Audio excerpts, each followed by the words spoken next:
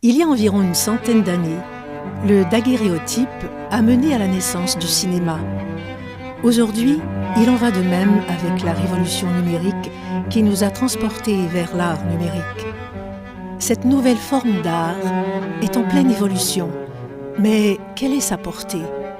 Quel rôle joue-t-elle dans la société actuelle? Dans l'imaginaire populaire, qu'est-ce que ça veut dire art numérique?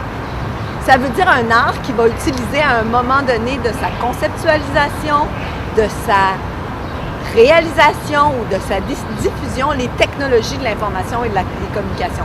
Le son, la vidéo, la photographie et le texte à l'écran. L'art numérique aujourd'hui, en fait, je pense qu'avant de parler d'art, pour moi, c'est toujours intéressant de parler de culture numérique.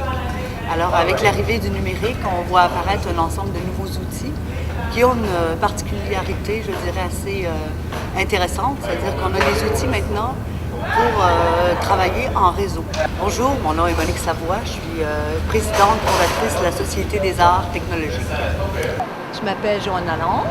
Je suis professeure au département d'histoire de l'art de l'UQAM, Université du Québec à Montréal. Je veux dire que depuis 1980, ces formes d'art plus numériques ont tranquillement intégré les collections des musées.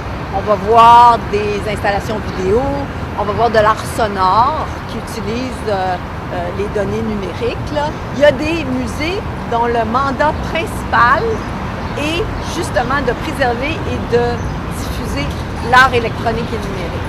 Le musée le plus représentatif de ça, le plus connu dans le monde, il est en Allemagne. Il s'appelle ZKM. C'est vraiment un très, très grand musée d'art technologique et numérique. Donc, à toutes les époques, il y a eu des nouvelles technologies.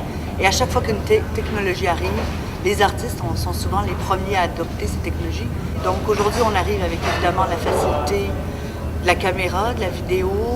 On parle aussi de l'interactivité, qui est peut-être une nouvelle donnée, à pouvoir interagir avec des œuvres, à pouvoir, où la présence même des gens fait en sorte qu'il y a œuvre.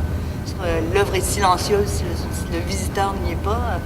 Les téléphones, les tablettes numériques, les gens en ont avec eux. Ils peuvent consulter des œuvres sur leur tablette numérique. Ça fait partie de la réalité. On a dans l'espace public, dans le métro, par exemple, des écrans de plus en plus intégrés à l'architecture. Si vous allez à la Place des Arts, il y a un couloir. Vous allez voir, il y a des écrans, on voit des œuvres qui sont diffusées là. Cette ouverture sur le monde dans lequel les jeunes viennent au monde aujourd'hui, moi je pense que c'est que le début, on arrive encore.